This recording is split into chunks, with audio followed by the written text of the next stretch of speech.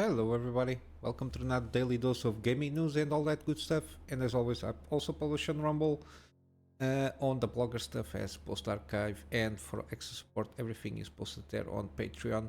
And any kind of updates here and there, I will post everything on Twitter X. Yeah, yesterday I screw up with the upload stuff there. But basically Prey didn't, I didn't manage to upload Prey. I completely changed all the upload things there on YouTube, but today it will be up. Instead of Fallen Order, I will have to upload for tomorrow, and then the Mutineer Zero, because this is going to be the last Prey episode. It's a little bit longer than the usual stuff. I just carried away on that recording that episode. Things just ramp up to the end, and I wasn't able to find a good place to wrap up the episode. So basically, I went through the rest of the game there. Some interesting twist plots here and there, but yeah, I made the decision that I will continue only with, at this moment in time, with 2 active gameplay series. Mainly because the live streams will occupy a lot of my free time to do the content there on the channel, or else will get overwhelmed and not be able to get around managing at least the fixed schedule for the daily news and for the active gameplay series. So yeah, I will, after the Praise launch, I will maintain at least 2 episodes per week of each active gameplay series until something changes or whatever. But I will update you that on when the time comes. But yeah, for the moment we will stay with Jedi Fallen Order and Mutiny Zero Road to Eden. After I play Fallen Order, I will go about Survivor, and then when I wrap up eventually the Mutiny Zero, I will choose another game to start up and replace this this series here. Regarding live streams, again, it's a thing that it takes me a lot of time. Usually I do like between 2 to 4 hours of stream, so it's very difficult to find a slot on my work schedule and basically make not a compromise, sorry, a commitment on a fixed schedule for live streams. But I will try to, like, every day or so, try to stream at least a little bit of Elden Ring, so I have at least played at least one time before the DLC arrives. We'll see. I don't know how much time I will take until we get there. So I prefer to at least like 15 days before the DLC drops to have everything kind of get around, so I can also dabble a little bit with multiplayer and everything. So we'll be getting some time on that. See if we can do some invasions or trying to do some multiplayer. Also, I want to try out that thing on Elden Ring. But yeah, just keep your eyes on Twitter. When I do live streams, I will announce on Twitter like 15 minutes before, give or take. And what else? What else? I was wanting to mention something more regarding the channel updates. I'm be doing at this moment in time. I'm live streaming at the same time on YouTube and on Rumble. Again, YouTube I can manage pretty good 1440p, and I think it's a very decent quality there here. And on Rumble I can manage. Supposedly, again, I will have to confirm that the settings are maintained and the game doesn't crash a lot of times like it did on this episode here. But yeah, I can manage 1080p, not the best quality possible. It has to do a lot with the Rumble's servers there on ingesting the how they can handle bit rates and everything. But yeah, everything afterwards I always have VODs. Afterwards, I do the live stream there. I just got the breaks and the intros and the outros, and it's basically just the playing stuff there. but yeah, and it's always 4K 60 on YouTube, and then on Rumble I can upload the VODs 1440p 60 as a constraint of the file size that I can make to Rumble. But yeah, basically this is it regarding the channel. Not much happening. I did watch a review for the 7900 GRE from Hardware Unboxed.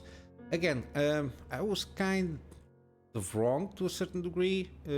Yeah, I missed the mark there regarding the comparison between this one and the 7800 XT. Yeah, I will leave the video of Hardware Unboxed review of this GPU on the description below, just below this link of the article here.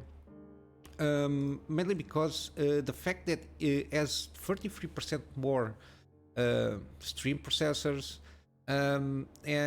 it got lower boost clock, and I think it mainly has to do with the memory here, mainly the memory bandwidth. It's slower, like 11% slower or something like that, and it does really affect the performance of the GPU. At least that's the perception that I got from the review, that the fact that the memory speed is a little bit lower, it does really impact a little bit the performance there. Even at 4K, it play very similar, like between almost margin of error, like around 5% in most cases.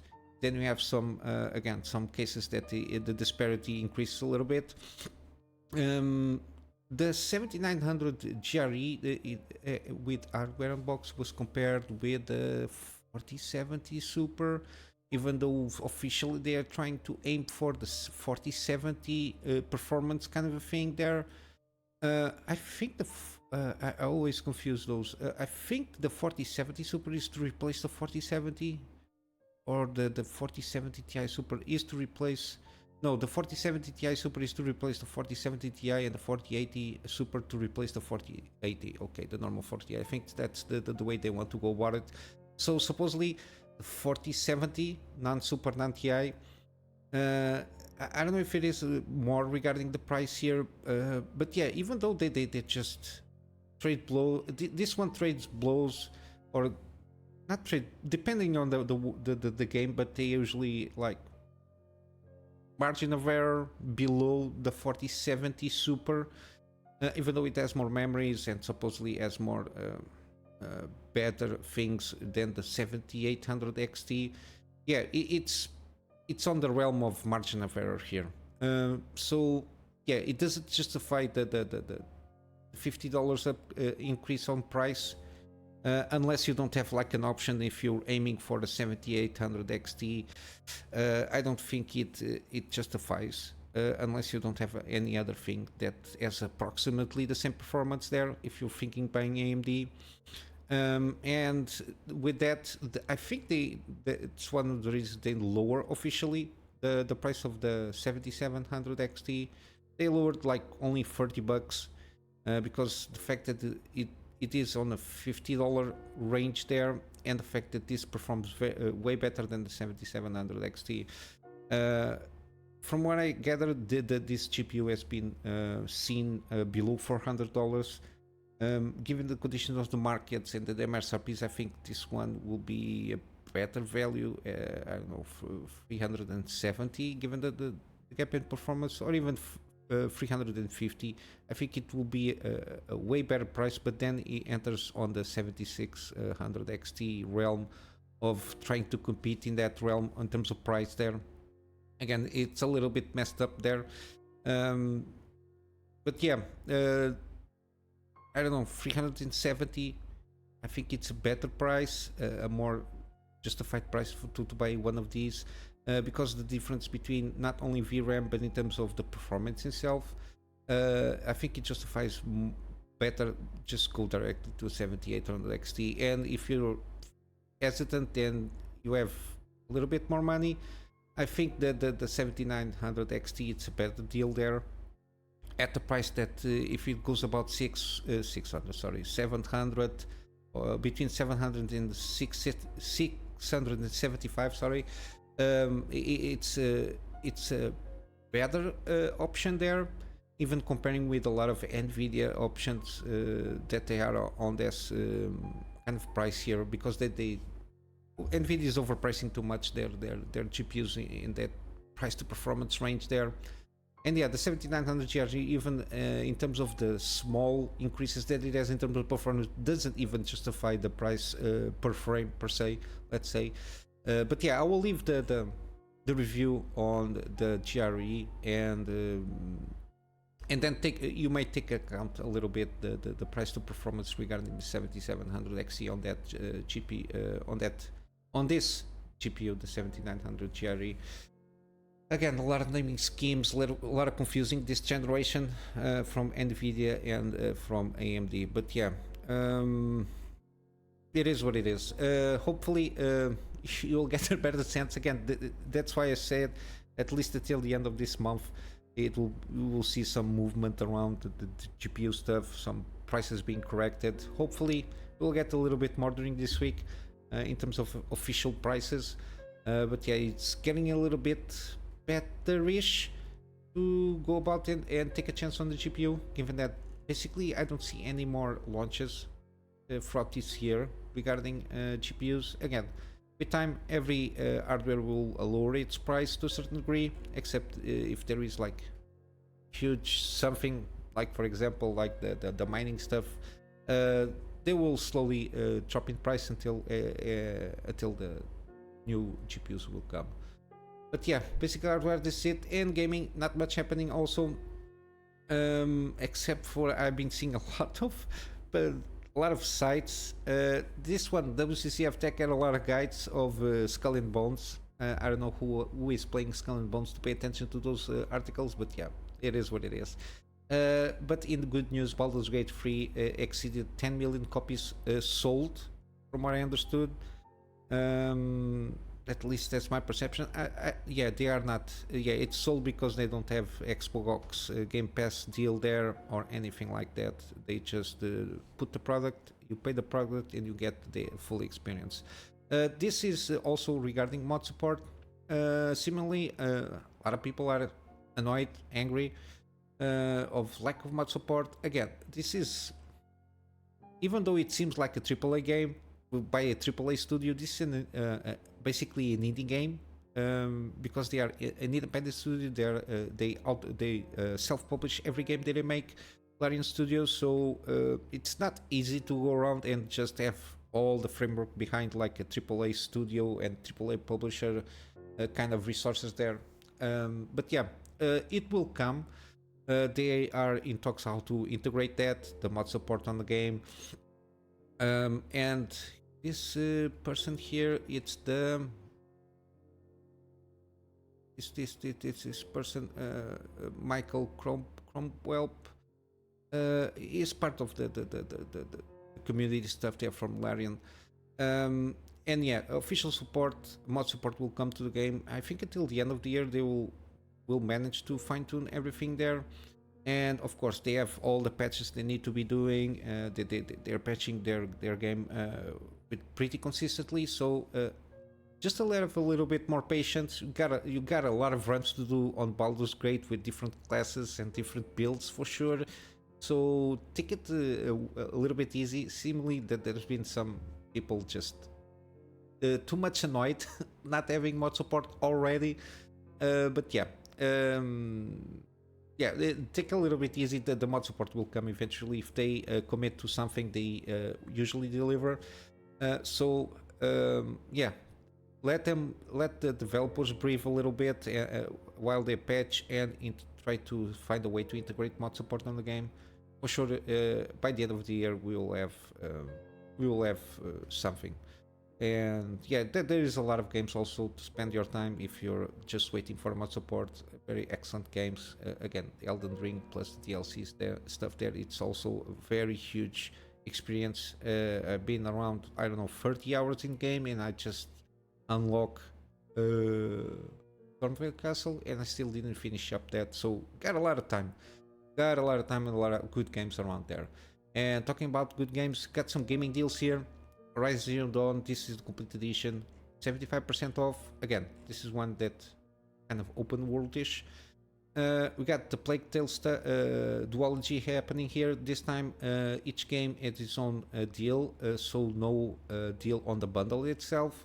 But the first one is 80% off, and the second one is 55% off. We got also the Invincible, pretty good game. It's very narrative driven, based on a book, with the same name, if not mistaken. And yeah, 25% off. I think this is one that I really want to try out as soon as I can. Also, we got some early access games. So take it with a grain of salt here. But they are in a deal here. And Anku, 20% off. It's only like $4, give or take. This is these two that I'm going to show up is roguelike style kind of a thing here.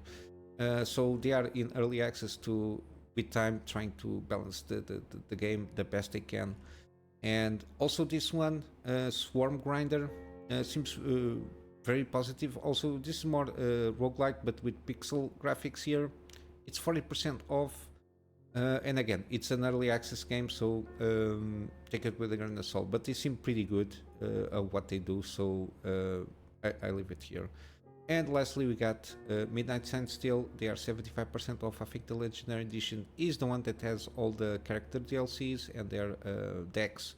So I think it's a good deal here. This is one of those that I want to try out, given that I like turn-based games, and this is the same guys from XCOM 2. On GOG front, we got Darkest Dungeon, so the first game. This is the base game, and then you have some DLCs that you can go about it. I think the biggest expansion is this one, if not mistaken, the Crimson Court. But then you have some other stuff here. I don't know very well how the DLC works on this one, especially for GOG. Sometimes it can be a little bit confusing, trying to check which DLCs are worth or not. But I heard that the Crimson Court is like a bigger expansion. This is a class player, got the Musketeer for free, and I don't know about this Color of Madness, but yeah, it's there here. You got also Frostpunk. This is the Game of Year edition, so it's like the full stuff there, and it's 75% off. And then we got Slay the Spire again. I recommend this game. I've been playing by myself here and there. I usually do 1 or 2 runs per day. Yeah, it's tricky, but it's well worth it. If you like this kind of roguelike deck building stuff here, it got a lot of stuff to go for. And the Ascension stuff, it just can be a little bit nerve-wracking. But yeah, it's what you get with these kind of games. It's part of the deal. And lastly, we got wartales. Got around 1 day or so if you're interested in a turn-based strategy game. A little more on the veins of Jagged Alliance kind of a thing there. And it's a fantasy setting there, so I feel it's got a pretty good review, so and it's 20% off. And yeah, basically this is what I got for you today. Not much happening. We got February, then March will be, I think, even more lull.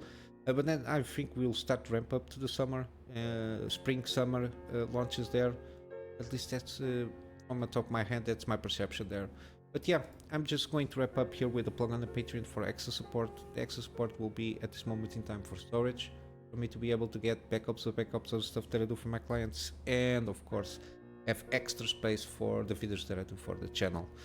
And yeah, basically this is it. Hope you have a wonderful day, and I will see you in the next one. So until then, Kunamy Master out.